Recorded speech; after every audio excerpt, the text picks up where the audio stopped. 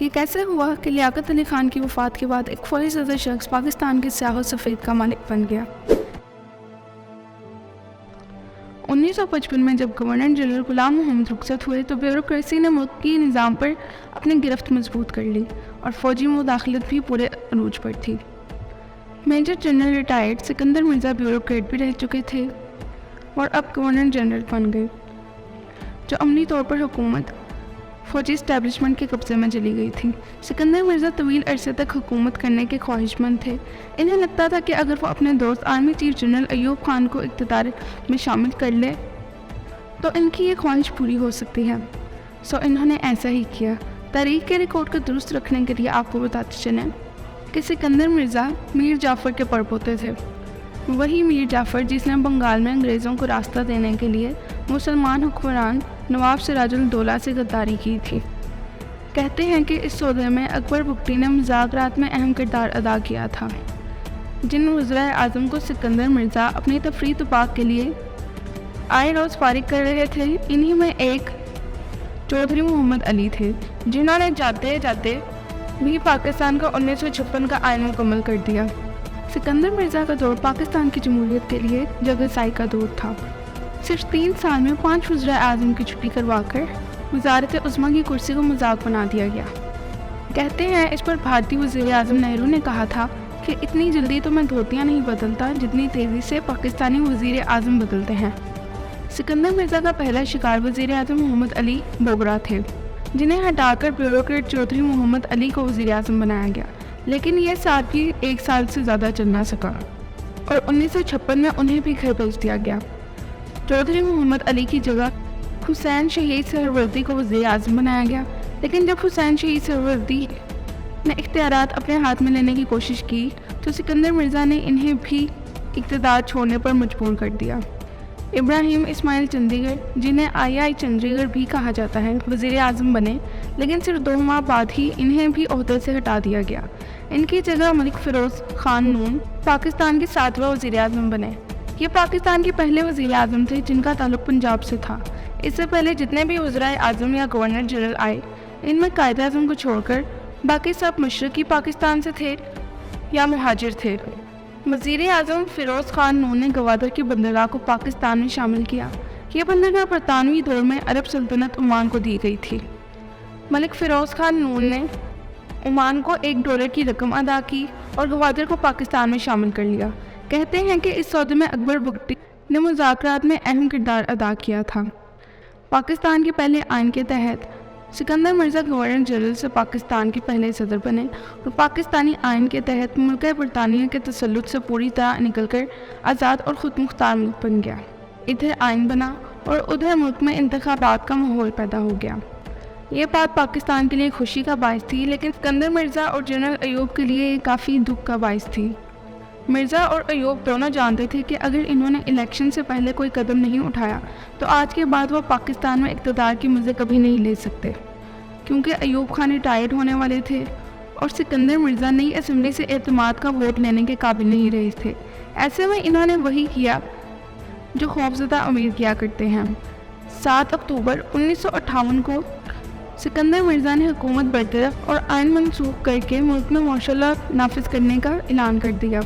سکندر مرزا باوردی فوجی نہیں تھے، اس لیے تاریخ کا یہ ریکارڈ درست رہنا چاہیے کہ پاکستان میں پہلا ملک گیر مارشل لاء فوج نے نہیں بلکہ بنگال سے تعلق رکھنے والے بیوروکریٹ صدر نے لگایا۔ انہوں نے اپنی سازشوں کے طاقتور ساتھی جنرل ایوب کو چیف مارشل لاء ایڈمنسٹریٹر مقرر کیا۔ جنرل ایوب نے جب دیکھا کہ سکندر مرزا کا اقتدار اور مارشل لاء تو انہی کے سہارے قائم ہے تو انہوں نے سکندر مرزا کو بھی اقتدار سے بے دخل کر کے جلا وطن کر دیا۔ ایوب خان نے قوم سے خطاب کیا، ملک گیر مارشل لاء کا باقاعدہ اعلان کیا اور یوں پاکستان میں جمہوریت کی جگہ میرے عزیز ہم وطنوں کی شروعات ہو گئی۔ شجاع نواز نے اپنی کتاب کراسڈ سوارڈ میں لکھا ہے کہ جنرل ایوب کو پاکستان پر مسلط کرنے والے بھی یہی سکندر مرزا تھے، کیونکہ جب پاکستان میں انگریز جنرل کی جگہ مقامی جنرل کو آرمی چیف بنانے کی بات چل رہی تھی تب سکندر مرزا لیاقت علی خان کے سیکرٹری دفاع تھے۔ انہوں نے وزیر اعظم کو قائل کیا کہ جونیئر جنرل ایوب خان کو پروموشن دے کر آرمی چیف بنا دیا جائے۔ शायद यही वजह थी कि सिकंदर मिर्ज़ा समझते थे कि जनरल अय्यूब खान के एहसानात तले दबे रहेंगे, लेकिन वो ये बात भूल चुके थे कि ताकत की जंग में इखलाक नामी कोई हथियार नहीं होता। सिकंदर मिर्ज़ा की बदकिस्मती देखिए कि कभी वो पाकिस्तान के स्याह सफ़ेद के मालिक थे, हर चंद माह बाद अपने मूड के मुताबिक वज़ीर तब्दील कर देते थे, और फिर यूँ हुआ कि जिला वतनी के बाद इन्हें अपने वतन की मिट्टी तक न नसीब हुई। सिकंदर मिर्ज़ा ने 1969 में लंदन में वफ़ात पाई और ईरान के दारुल हुकूमत तेहरान में दफन हुए। जब तक रहे इन्हें मुल्क बरतानिया से वजीफ़ा मिलता रहा, क्योंकि वो इसी के वफ़ादार थे। अब पाकिस्तान में सिकंदर मिर्ज़ा का नहीं बल्कि जनरल अय्यूब का दौर शुरू हो चुका था। अय्यूब के मार्शल लॉ को बहुत से लोग पाकिस्तान की तरक्की का सुनहरी दौर कहते हैं, जबकि कुछ लोग इसे पाकिस्तान की तबाही की दास्तान कहते हैं। 1958 में पाकिस्तान का पहला मुल्क गिर मार्शल लॉ लगा और अय्यूब खान पाकिस्तान के स्याह व सफ़ेद के मालिक बन गए। अय्यूब खान की शख्सियत को समझने के लिए दो बातें जानना निहायत ज़रूरी है। वो पहले डिक्टेटर थे जो बर्मिला कहा करते थे कि अवाम अभी इतने बाशऊर नहीं हुए कि उन्हें वोट का हक दिया जाए। जमहूरियत और सियासतदानों से इनकी नफ़रत इतनी ज़्यादा थी कि इन्होंने एब्डो और प्रादा जैसे बदनाम ज़माने कवानीन बनाए। इन कवानीन के तहत 7,000 सियासतदान 7 साल के लिए नाअहल करार दे दिए गए। नाअहल करार दिए जाने वाले सियासतदानों में साबिक़ वज़ीर आज़म हुसैन शहीद सहरवर्दी, फ़िरोज़ खान नून जैसे बड़े नाम भी शामिल थे। इन लोगों को नाअहल करने के लिए करप्शन और मुल्क दुश्मनी के इल्ज़ामात लगाए गए। यही वजह है कि आज भी जब किसी सियासतदान पर करप्शन के इल्ज़ामात लगाकर बरतरफ किया जाता है या उसे सिक्योरिटी रिस्क करार दिया जाता है, तो समझने वाले समझ जाते हैं कि ये तो वही जगह है गुज़रे थे हम जहाँ से। सियासतदानों पर करप्शन के इल्ज़ामात और नाअहल करने के बाद अय्यूब खान ने अपनी मर्ज़ी का एक आइन तश्कील दिया और 1965 में आइन के तहत इंतखाबात का ऐलान कर दिया। खुद पसंदी और इक़्तिदार की हवस देखिए कि जनरल अय्यूब, जो पाकिस्तान मुस्लिम लीग के सदर थे, खुद सदारती उम्मीदवार के तौर पर मैदान में आ गए। इनके मुकाबले के लिए अभी मैदान में कोई सियासतदान नहीं बचा था, क्योंकि तमाम बड़े सियासतदानों को मुख्तलिफ इल्ज़ामात के तहत नाअहल किया जा चुका था। इस वक्त अपोजिशन बुरी तरह तकसीम हो चुकी थी। अय्यूब खान का ख्याल था कि बहुत मकबूल हैं और बआसानी जीत जाएंगे। ऐसे में तकसीम अपोजिशन ने भी शानदार पता खेला। उन्होंने मुत्तफ़िक़ा तौर पर कायद-ए-आज़म की बहन मोहतरमा फ़ातिमा जिन्ना को सदारती उम्मीदवार के तौर पर खड़ा कर दिया। इन हालात में वो पाकिस्तान की वाहिद उम्मीद थी। जनरल अय्यूब खान मोहतरमा फ़ातिमा जिन्ना से खौफज़दा थे। मशरक़ी पाकिस्तान और मगरबी पाकिस्तान दोनों में फ़ातिमा जिन्ना को वज़ीराई मिलना यकीनी बात थी, लेकिन अय्यूब खान ने सेहतमंद मुकाबले की बजाय मोहतरमा फ़ातिमा जिन्ना के ख़िलाफ़ किरदार कशी की घटिया मुहिम शुरू कर दी। बानिया पाकिस्तान की बहन को भारतीय एजेंट और गद्दार कहा गया। 1965 से ये बात वाज़िया तरीन इंतखाबात हुए और खुली धांधली के नतीजे में अय्यूब खान जीत गए। इतनी बड़ी नाइंसाफ़ी ने अय्यूब खान को अवाम की नज़रों से गिरा दिया।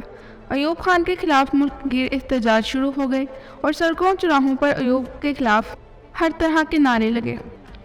इस दौरान दो ऐसे वाक़यात हुए जिनसे मुल्क की माशी हालत भी डामाडोल हो गई और अय्यूब खान को बहुत बड़ा सियासी धचका लगा।